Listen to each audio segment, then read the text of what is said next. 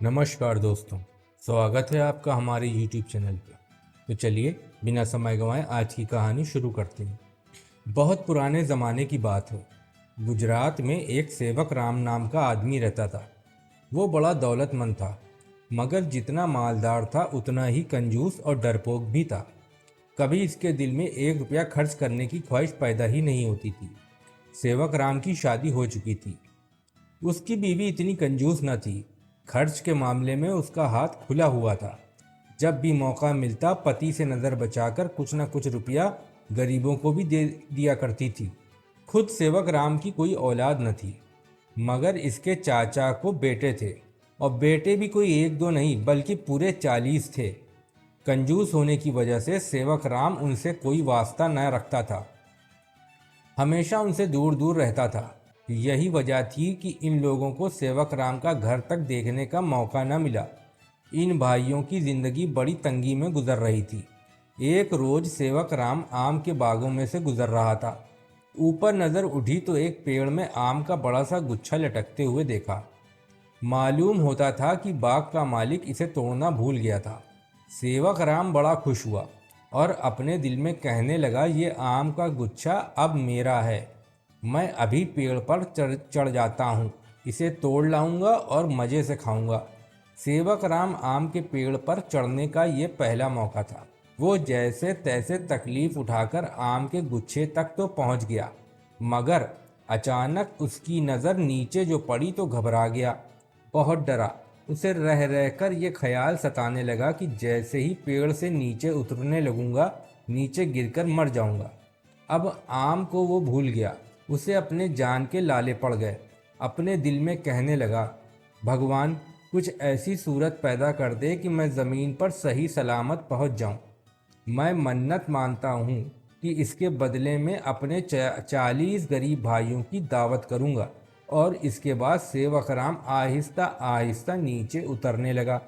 जैसे जैसे वो उतरता जाता उसका डर भी कम होता जा रहा था। थोड़ी नीचे उतरने के बाद इसने दिल में कहा, भगवान 40 भाई तो बहुत हैं, मैं अपने चाचा के 20 लड़कों को खाना खिलाऊंगा। और इसके बाद और नीचे पहुंचा तो उसने फिर सोचा, मैं 10 भाइयों को खाना खिलाऊंगा। इसके बाद और ज़्यादा नीचे उतरा तो भाइयों को खिलाने की तादाद घटते घटते 5 रह गई।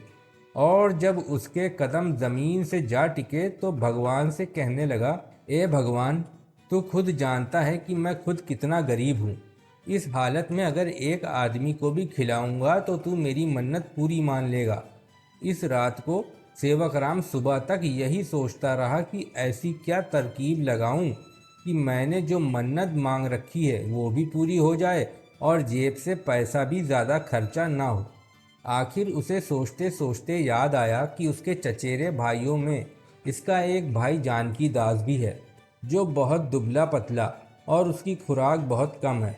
बस उसने उसी वक्त फैसला कर लिया कि जानकी दास को खाना खिलाने के लिए घर ले आऊँगा। सुबह हुई तो उसने अपनी बीवी से कहा, आज मुझे कारोबार के लिए बाजार जाना बहुत ज़रूरी है, शाम से पहले घर नहीं आ सकूंगा। मैंने मन्नत मानी है कि अपने चचेरे भाई जानकी दास को दिन का खाना खिलाऊंगा, तुम इसके लिए खाना तैयार कर दो। उसकी पत्नी ने कहा, कौन सा खाना तैयार करूं? सेवक राम ने जवाब दिया, कोई भी खाना, बहुत थोड़ा सा बना लो। जानकी दास की खुराक बहुत कम है, बेहतर यही है कि उससे पूछ लो, जो खाना पसंद करे बना लेना। ये बात करके वो जानकी दास के घर गया और उससे कहा, मैंने मन्नत मानी थी कि आज तुम्हें दिन का खाना खिलाऊंगा। तुम दोपहर को हमारे घर आ जाना और खाना वहीं खा लेना। मुझे बाजार में कुछ काम है, इसलिए खाने के वक्त पर घर नहीं पहुंच सकूंगा। यह कहकर सेवक राम बाजार चला गया। जानकी दास उसके जाने के बाद ही सेवक राम के घर जा पहुंचा।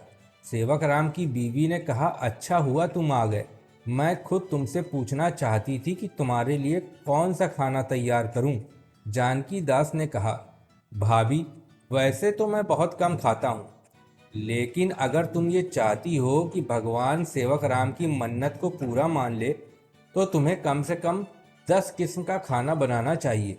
सेवक राम की बीवी ने दिल में सोचा, कि सेवक राम ज़रूर यही चाहेगा कि उसकी मन्नत पूरी हो जाए। इसमें 10 किस्म के खाने पकाकर जानकी दास के सामने रख दिए। जानकी दास ने कहा, मैं पैसे का लालची नहीं हूँ, लेकिन अगर तुम ये चाहती हो कि सेवक राम अपनी मन्नत को पूरा कर ले तो तुम्हें चाहिए कि 5 मोहरें भी रख दो। सेवक राम की बीवी ने फिर दिल में सोचा कि सेवक राम ज़रूर ये चाहता होगा कि उसकी मन्नत पूरी हो जाए, इसलिए उसने 5 मोहरें भी लाकर रख दी। जानकी दास ने थोड़ा सा खाना खा लिया और बाकी जितना बचा अपने साथ लाए हुए टोकरे में रख लिया। इसके बाद टोकरा और 5 मोहरें उठाकर अपने घर का रास्ता ले लिया। घर में पहुंचकर अपनी बीवी से कहा, सेवक राम थोड़ी देर बाद यहाँ आता होगा। मैं जो बातें तुम्हें बता रहा हूँ इनको याद रखना और मेरी बात पर अमल करना। इसके बाद जानकी दास अपने कमरे में जाकर आराम से सो गया। सेवक राम बाजार से अपने घर पहुंचा तो इसकी बीवी ने जानकी दास के आने और खाने का तमाम किस्सा उसको सुना दिया। सेवक राम को इन बातों से बहुत गुस्सा आया और उसी वक्त जानकी दास के घर दौड़ता हुआ पहुंचा। सेवक राम जैसे ही जानकी दास के घर गया, उसे जानकी दास की पत्नी दरवाजे के पास बाहर बैठी हुई नजर आई। सेवक राम को देखते ही वो उठ खड़ी हुई और चिल्ला चिल्ला कर कहने लगी, हाय मेरे पति की जान मुफ्त में जा रही है। फिर उसने सेवक राम से कहा, आज मेरा पति तुम्हारे घर मेहमान बनकर गया था, तुम लोगों ने उसे जहर खिला दिया, इसकी जान पर बनी हुई है। सेवक राम डर गया और उसकी पत्नी से कहा, फौरन जाओ और इसके लिए वैद्य को इलाज के लिए ले आओ। जानकी दास की बीवी बोली, हाय कैसे? वैद्यराज इलाज की फीस 5 मोहरें लिया करता है, मैं वो कहाँ से लाऊं? सेवक राम डर से कांप रहा था। इसने 5 मोहरें अपने पास से दी और कहा, लो ये मोहरें, अब देर न करो। जानकी दास की पत्नी वैद्य के घर रवाना हुई और सेवक राम तेज तेज कदम बढ़ाता हुआ अपने घर चला गया, जहाँ भगवान की मूर्ति रखी हुई थी। इसके सामने घुटने टेक कर गिड़गिड़ाकर कहने लगा, मेरे भगवान मेरी जान बचा ले और कोई ऐसी सूरत पैदा कर दे कि जानकी दास जिंदा रहे।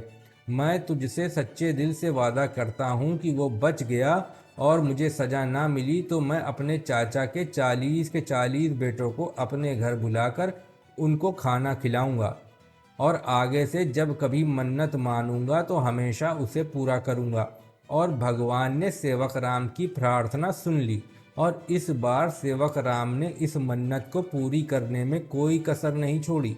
सेवक राम ने मन्नत के मामले में चाहा तो यही था कि मन्नत का रुपया बचा ले, मगर हुआ ये कि उल्टी आते उसके गले में पड़ी।